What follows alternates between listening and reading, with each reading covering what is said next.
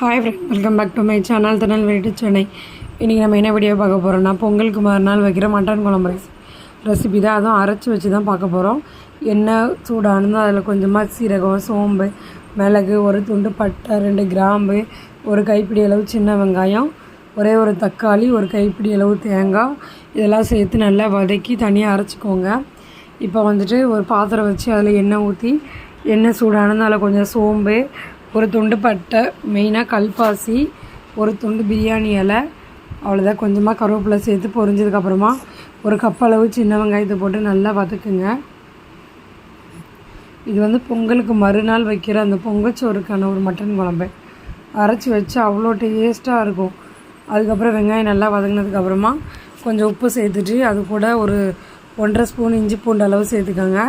மிச்சம் ஒரு தக்காளி இதோடு சேர்த்து வதக்கிட்டு ஆச்சி மட்டன் மசாலா, இல்லை உங்கள்கிட்ட எந்த மட்டன் மசாலா இருக்கோ அதை நீங்கள் சேர்த்து நல்லா வதக்கிக்கோங்க.